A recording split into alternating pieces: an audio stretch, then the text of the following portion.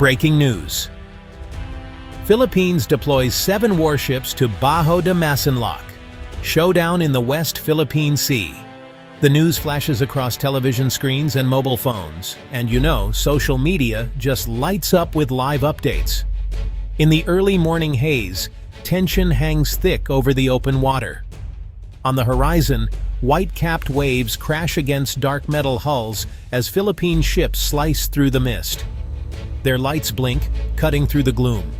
The ocean is restless, and so are the sailors who stand watch. Radios crackle with urgent commands, and the mood on board is serious. Every crew member knows this mission matters.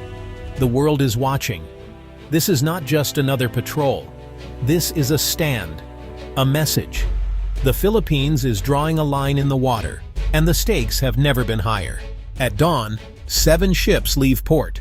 3 are Navy vessels painted in hard gray, and 4 are white-hulled Philippine Coast Guard cutters. Each ship carries a full crew, officers, engineers, and deckhands, all with one mission: protect the waters near Bajo de Masinloc. As the ships head northwest, the passage is tense. They travel in a straight line, like a shield moving into place.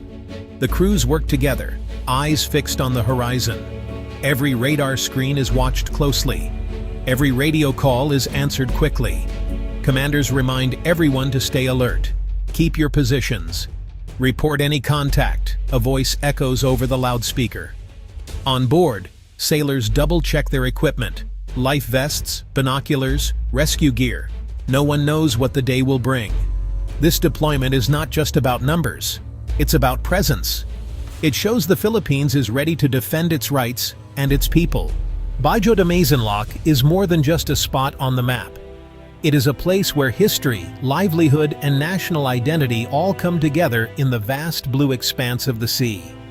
This triangle-shaped reef, also known as Scarborough Shoal, is a unique formation surrounded by crystal-clear waters and teeming marine life.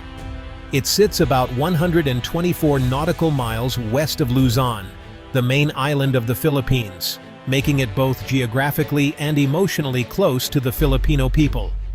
The reef rises just above the water at low tide, revealing jagged rocks and shallow pools.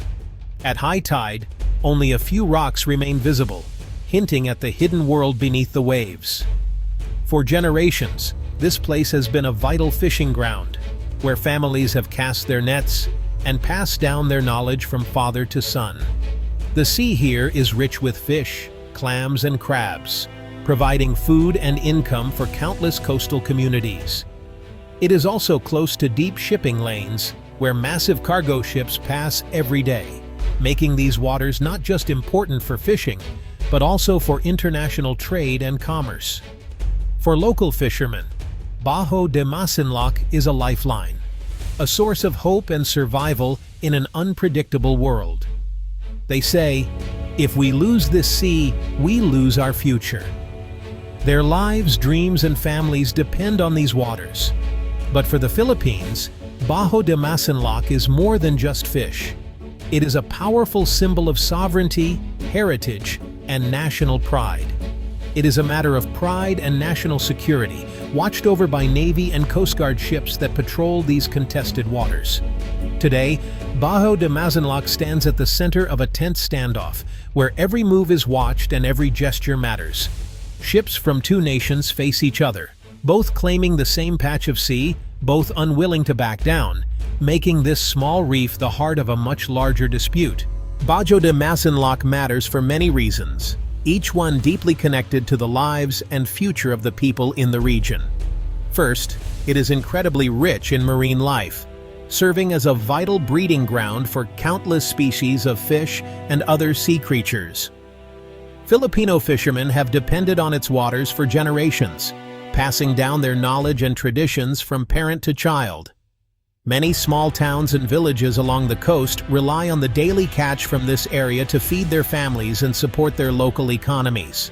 Losing access to these waters would threaten the livelihoods of thousands of families, putting their future at risk and causing hardship in entire communities.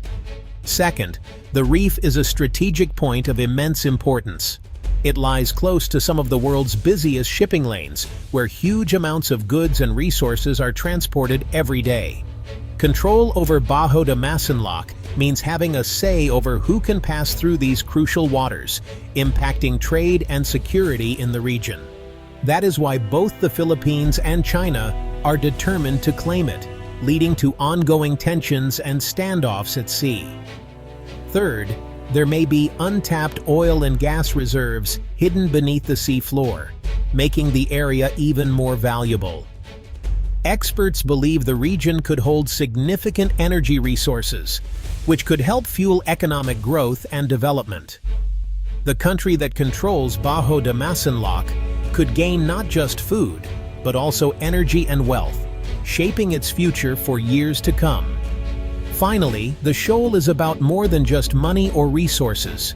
It is a powerful symbol of national pride and identity for the Filipino people. For the Philippines, protecting Bajo de Masinloc means defending its sovereignty, its heritage, and the dignity of its people. The dispute over Bajo de Masinloc, also known as Scarborough Shoal, has lasted for years, becoming one of the most high-profile territorial conflicts in the South China Sea.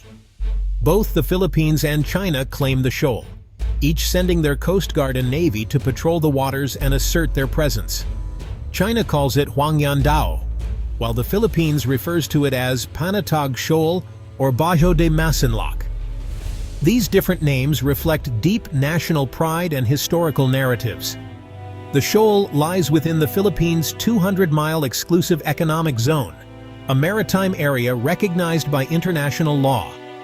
However, China insists it is part of their territory, citing ancient maps and historical usage.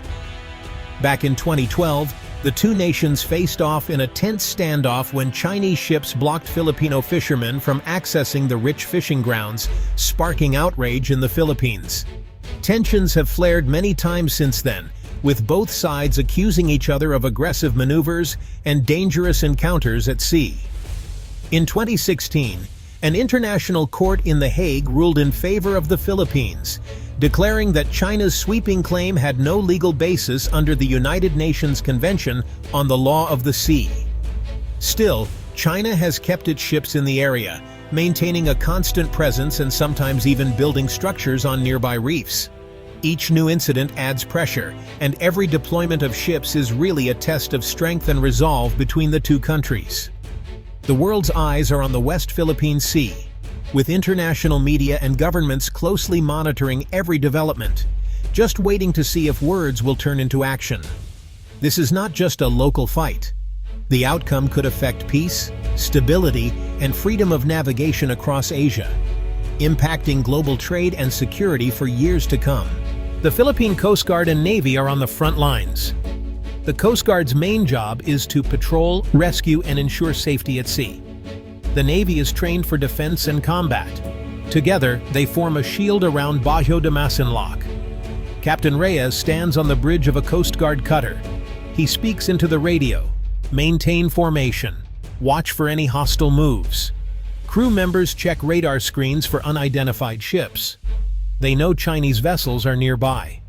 Below deck, Navy officers prepare for any possible encounter. They drill for emergencies, fire, collision, or even boarding. Every move is practiced. The tension is real. These guardians of the sea are ready. Their orders are clear: stand firm, protect Filipino waters, and avoid conflict if possible, but never back down. Out on the open sea, life is tough. Fishermen cast their nets at sunrise, eyes darting toward the horizon. "We just want to fish in peace," says Mang Tonyo, a lifelong fisherman. "But sometimes we see big foreign ships. It makes us afraid." On the Coast Guard ships, the crew eats quick meals and sleeps in shifts. They swap stories, some funny, some tense. "My family worries," says Seaman Luna, "but I am proud to serve. We are doing this for them." Sailors keep watch at night, scanning for lights. Every unusual sound puts them on edge. The ocean is vast, but the sense of danger is close. Yet hope floats on these waves. The men and women on these ships believe in their mission. They know the world is watching their courage. Back in fishing villages, families wait for news. Mothers clutch their phones, hoping for a message. Children ask when their fathers will come home. Every news alert brings worry and hope. "We pray every night," says Aling Rosa, wife of a fisherman. "We just want our men to come back safe." Some families gather at the docks, staring out to sea. They talk quietly about what could happen next. The mood is anxious. Even in Manila, people follow the news closely. Social media is filled with calls for unity and prayers for peace. The whole country feels the tension. Yet there is pride too. Many believe the nation must stand firm, no matter the risk. The 7 ships hold their position at Bajo de Masinloc. Chinese vessels are nearby. The world waits to see what will happen. Will there be a standoff? Can both sides avoid a clash? Diplomats talk behind closed doors. Leaders call for calm. But out at sea, only the waves and the crews hear the tension firsthand. Every hour feels like a test. Filipinos hope for peace, but they are ready for whatever may come. The mood is somber but strong. "This is our sea," says Captain Reyes. "We will protect it." For now, the nation holds its breath. Tomorrow, the story will continue. On the water, in the news, and in the hearts of every Filipino.